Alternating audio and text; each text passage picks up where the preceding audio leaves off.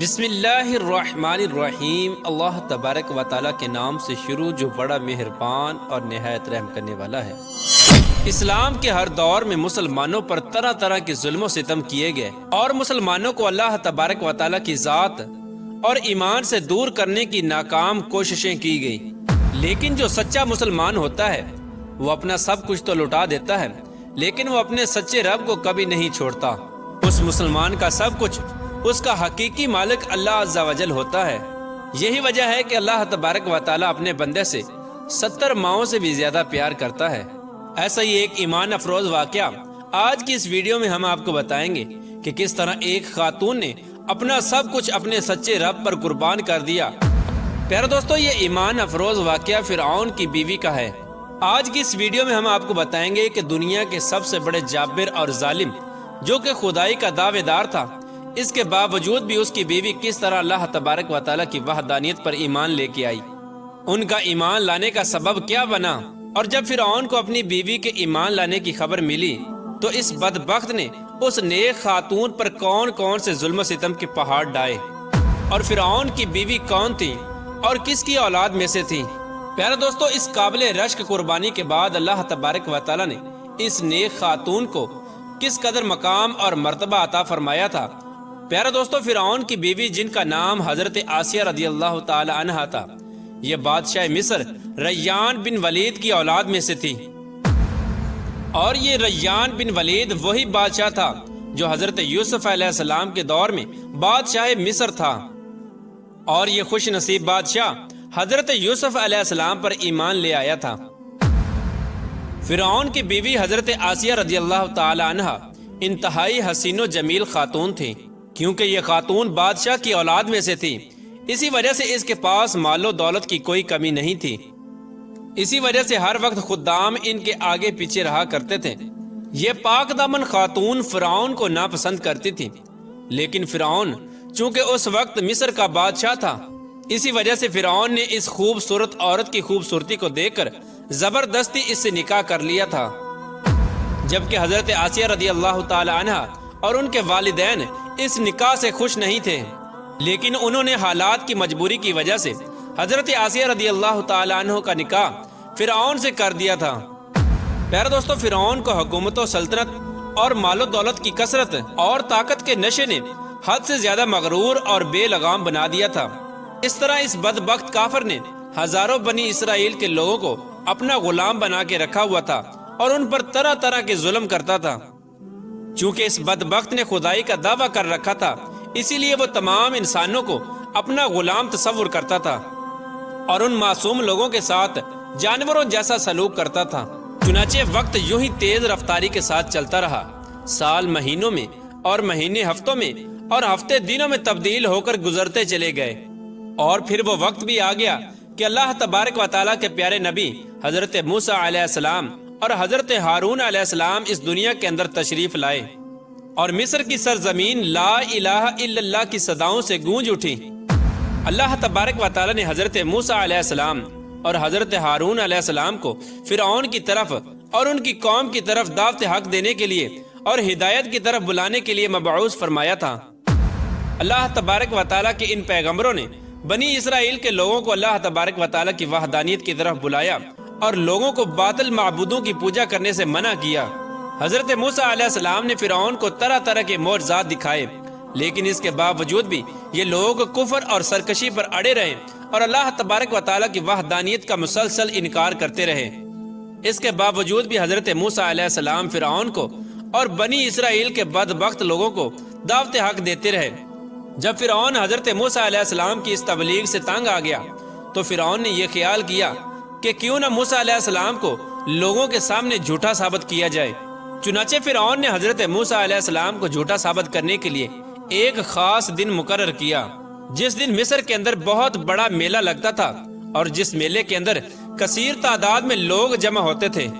چنانچہ فرعون نے مصر کے تمام بڑے بڑے جادوگروں کو بلایا اور حضرت موسیٰ علیہ السلام کو جھوٹا ثابت کرنے کا کہا۔ چنانچہ جب وہ میلے کا دن آیا تو ایک وسیع و عریض میدان سجایا گیا، اور ادھر فرعون اپنی فرعونیت کے نشے میں مخمور ہو کر اپنے عالی شان تخت پر جا بیٹھا، اور سلطنت کے کونے کونے سے بلائے گئے बड़े बड़े जादूगर भी जमा हो चुके थे और इस तरह हजारों अफराद का मजमा भी जमा हो चुका था और ये हक और बातिल का अजीम तरीन मार्का था जिसको देखने के लिए बेशुमार लोग जमा हुए थे। और इधर अल्लाह तबारक व तआला के सच्चे नबी हजरत मूसा अलैहिस्सलाम और हजरत हारून अलैहिस्सलाम भी तशरीफ ला चुके थे और हजरत मूसा अलैहिस्सलाम के चेहरे अनवर पर जाहो जलाल नजर आ रहा था। चुनाचे इस अजीम मार्के का आगाज हुआ और जादूगरों ने फिरऔन की इज्जत की कसम खाकर अपने जादू की लाठियां और रस्सियां फेंकनी शुरू कर दी। तो वो लाठियां और रस्सियां एकदम से सांप बनकर पूरे मैदान के अंदर दौड़ने लगी। इन सांपों को देखकर पूरे मजमे के अंदर खौफ और हिरास फैल गया और तमाम लोग बदहवास होकर इधर उधर भागने लगे। इधर फिरऔन और उसके जादूगर अपने नशे में बदमस्त होकर तालियां बजाने लगे और इस मंजर को देखकर खुश होने लगे। और उधर अल्लाह तबारक व तआला ने अपने प्यारे पैगंबर हजरत मूसा अलैहिस्सलाम को अपना असा मुबारक फेंकने का हुक्म दिया। तो उस वक्त हजरत मूसा अलैहिस्सलाम ने अल्लाह तबारक व तआला के हुक्म की तकमील करते हुए अपने असा मुबारक को उन सांपों के हजूम में डाल दिया। चुनाचे देखते ही देखते हजरत मूसा अलैहिस्सलाम का वो असा एक खौफनाक और हैबतनाक अजदहा बनकर नमूदार हुआ जिसने जादूगरों के तमाम छोटे छोटे सांपों को निगल लिया। हक और बातिल का ये अजीम शान मोर्जा देखकर जादूगरों के दिलों में ईमान का नूर चमक उठा और तमाम जादूगर अल्लाह तबारक व तआला की बारगाह में सजदे में गिर गए और तमाम जादूगरों ने अल्लाह तबारक व तआला की वहदानियत की तस्दीक की और अल्लाह तबारक व तआला की सच्ची जात पर ईमान ले आए। चुनाचे जब हजरत मूसा अलैहिस्सलाम के इस अजीम शान मोर्जे और जादूगरों के ईमान लाने की खबर हजरत आसिया रदी अल्लाह तआला अन्हु को पहुंची तो उस वक्त हजरत आसिया रदी अल्लाह तआला अन्हु के दिल में भी फौरन हक का नूर चमक उठा और इस तरह हजरत आसिया रदी अल्लाह तआला अन्हा अल्लाह तबारक व तआला की वहदानियत पर ईमान ले आई। लेकिन उनका ईमान लाना इतना आसान न था क्योंकि वो एक जाबर और जालिम और खुदाई के दावेदार बदबख्त हुक्मरान की बीवी थी और हजरत आसिया रदी अल्लाह तआला अन्हु के दिल में ये भी डर था कि अगर फिरऔन को मेरे ईमान का पता चल गया तो वह जालिम बादशाह मुझ पर जुल्म सितम के पहाड़ डालेगा और अपने जुल्म की तमाम हदें पार कर देगा। लेकिन इसके बावजूद भी हजरत आसिया रदी अल्लाह तआला अन्हु ने अपना सब कुछ अल्लाह तबारक व तआला की जात पर छोड़ दिया और अल्लाह तबारक व तआला की वहदानियत पर ईमान ले आई। इब्तिदा में हजरत आसिया रदी अल्लाह तआला अन्हु ने अपने ईमान को किसी पर जाहिर न किया। कुछ अरसा यूं ही गुजरता रहा और फिर एक दिन ऐसा अजीबो गरीब वाक़या पेश आया जिस वाक़े के बाद हजरत आसिया रदी अल्लाह तआला अन्हु के दिल में फिरऔन के लिए मजीद गजब की आग भड़क उठी और हजरत आसिया रदी अल्लाह तआला अन्हा फिरऔन से मजीद नफरत करने लगी और फिरऔन के मुसलमानों पर किए जाने वाले जुल्म सितम हजरत आसिया रदी अल्लाह तआला अन्हु के लिए नाकाबिले बर्दाश्त थे। चुनाचे वो इबरतनाक वाक़या कुछ यूं पेश आया कि फिरऔन की बेटी के एक खादमा थी जो फिरऔन की बेटी के सर में कंघी किया करती थी। एक दिन उस खादमा के हाथ से कंघी गिर गई तो उस खादमा ने बिस्मिल्लाह पढ़कर उस कंघी को उठा लिया। उस वक्त फिरऔन की बेटी ने इन कालिमात को सुन लिया और फिरऔन से जाकर उस खादमा की शिकायत कर दी कि वो खादमा आपके अलावा किसी और को खुदा मानती है और आपके अलावा किसी और की इबादत करती है। ये बात सुनकर फिरऔन लाल पीला हो गया और उसने गजबनाक होकर उस खादमा को अपने दरबार में बुलाया और उस खादमा के ईमान लाने की हकीकत दरियाफ्त की कि आखिरकार वो किसको खुदा मानती है। और फिरऔन उससे कहने लगा, क्या तू मेरे अलावा किसी और को खुदा मानती है? तो उस वक्त उस खादमा ने फौरन जवाब दिया कि हाँ, मेरा और तेरा रब अल्लाह अज़्ज़ा वजल है, वही वाहदहु ला शरीक है और उसके अलावा उसका कोई शरीक नहीं।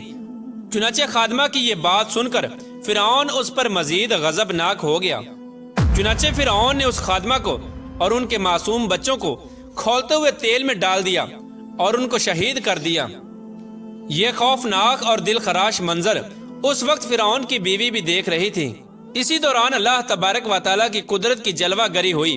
और अल्लाह तबारक व तआला ने हजरत आसिया रदी अल्लाह तआला अन्हु की आंखों से गैब के पर्दे उठा दिए थे और फिरऔन की बीवी की बसीरत को रोशन फरमा दिया था। और फिरऔन की बीवी ने यह मंजर भी देखा कि फरिश्ते उस खादमा की रूह को लेकर आसमान की तरफ जा रहे हैं। इस तरह फरिश्तों को देखने के बाद फिरऔन की बीवी का ईमान मजीद मजबूत हो गया और वो मजीद अल्लाह तबारक व तआला की वहदानियत का यकीन करने लगी और हजरत मूसा अलैहिस्सलाम की सदाकत اور حقانیت بھی واضح ہو گئی۔ اس خوفناک منظر کو دیکھنے کے بعد فرعون کی بیوی سوچ میں پڑ گئی اور سوچنے لگی کہ میں مسلمان ہونے کے باوجود بھی مسلمانوں پر ہونے والے ان تمام تر ظلم و ستم کو کس طرح برداشت کر سکتی ہوں۔ ابھی فرعون کی بیوی انہی خیالات کے اندر گم تھی کہ فرعون اپنی بیوی کے پاس آیا اور اس مظلوم عورت پر کیے جانے والے اپنے ظلم و ستم کی داستان کو اپنی بیوی کے ساتھ بیان کرنے لگا۔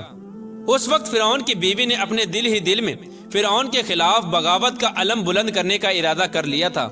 جب فرعون نے اپنی بیوی کو اس مظلوم عورت کو شہید کرنے کی خبر دی تو فرعون کی بیوی نے فرعون سے کہا کہ اللہ تیری خرابی ہو، کس شے نے تجھے اللہ تبارک و تعالیٰ کے مقابلے میں اتنا بے باک کر دیا ہے؟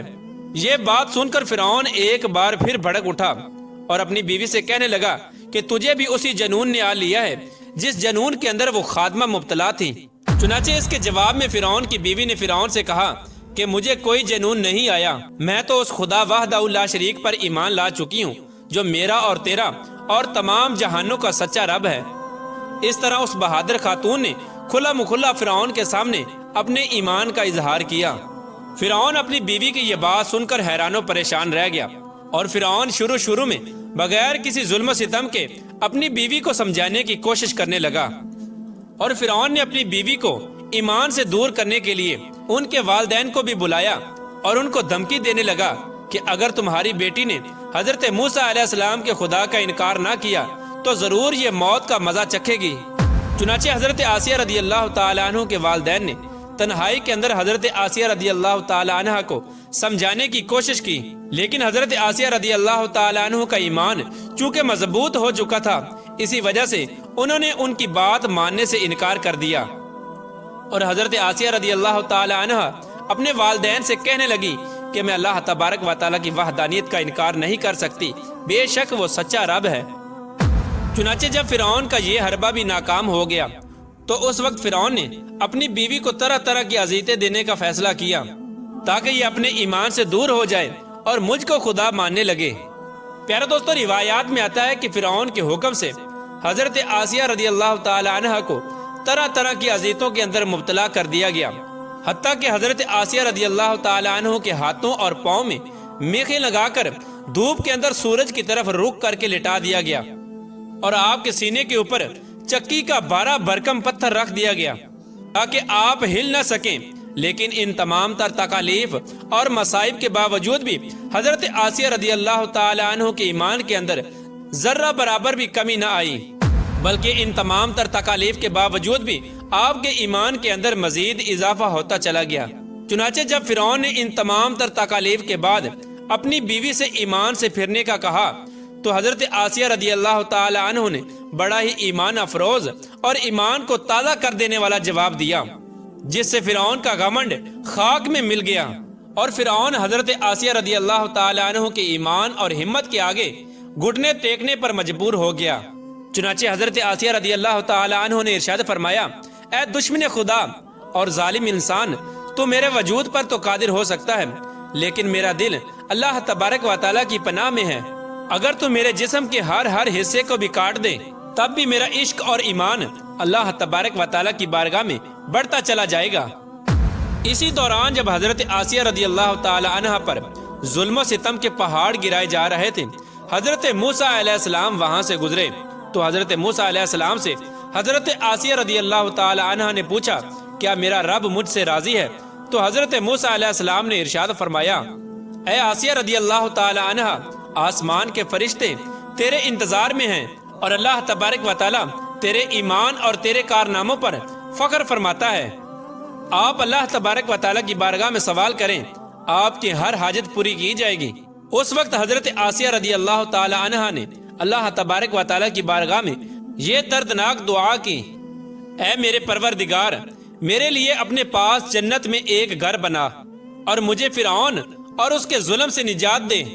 اور مجھے ان ظالموں سے نجات بخش۔ ادھر جب فرعون نے حضرت آسیہ رضی اللہ تعالی عنہ کو ایمان سے دور کرنے کی تمام تر کوششیں کر لیں اور ہر کوشش کے اندر ناکامی کا سامنا کرنا پڑا،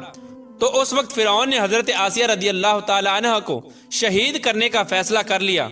اور آخری حربے کے طور پر فرعون نے اپنے کارندوں سے کہا کہ ایک بہت بڑی چٹان لے کر آؤ، اگر یہ چٹان دے کر اپنے ایمان پر قائم رہتی ہے تو یہ چٹان اس پر گرا دینا، اور اگر یہ ایمان سے پھر جاتی ہے تو پھر یہ میری بیوی ہے۔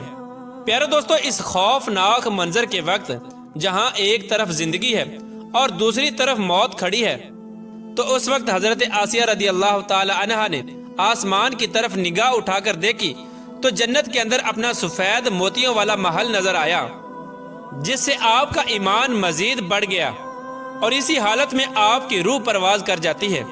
اور اس کے بعد آپ رضی اللہ تعالی عنہ کے جسم مبارک پر وہ چٹان گرا دی جاتی ہے، اور وہ چٹان ایسے بدن پر گرتی ہے جس میں روح نہیں ہوتی۔ اس دردناک واقعے کے دوران جب فرعون اپنی بیوی پر طرح طرح کے ظلم کر رہا تھا، اس وقت اللہ تبارک و تعالی نے اپنے فرشتوں کو حضرت آسیہ رضی اللہ تعالی عنہ پر مقرر کر دیا تھا، اور وہ فرشتے حضرت آسیہ رضی اللہ تعالی عنہ پر سایہ کیے ہوئے تھے، اور ان کو جنت کے اندر اپنا مقام دکھا دیا تھا، جس کی وجہ سے حضرت آسیہ رضی اللہ تعالی عنہ کا ایمان مزید مضبوط ہو گیا، اور فرعون کی تمام مصیبتوں کو آپ بھول گئی۔ اس طرح حضرت آسیہ رضی اللہ تعالی عنہ نے دنیا کی تمام تر تکالیف اور مصیبتوں کو برداشت کیا، لیکن اللہ تبارک و تعالی کی وحدانیت کو نہیں چھوڑا، اور پھر اللہ تبارک و تعالی نے حضرت آسیہ رضی اللہ تعالی عنہ کو وہ مقام عطا فرمایا جو مقام آج تک کسی کو نہیں ملا۔ حضرت آسیہ رضی اللہ تعالی عنہ جب جنت میں جائیں گی تو اللہ تبارک و تعالی ان کو یہ نعمت عطا فرمائے گا کہ وہ جنت میں حضور پاک صلی اللہ تعالی علیہ وآلہ وسلم کی زوجہ محترمہ ہوں گی، اور اللہ تبارک و تعالی ان کا شمار حضور صلی اللہ تعالی علیہ وآلہ وسلم کی ازواج مطہرات میں فرمائے گا۔ اللہ تبارک و تعالی سے دعا ہے کہ اللہ تبارک و تعالی ہمیشہ اپنا عشق اور ایمان سلامت رکھے، اور حضور صلی اللہ تعالی علیہ وآلہ وسلم کی محبت کے اندر جینا مرنا نصیب فرمائے۔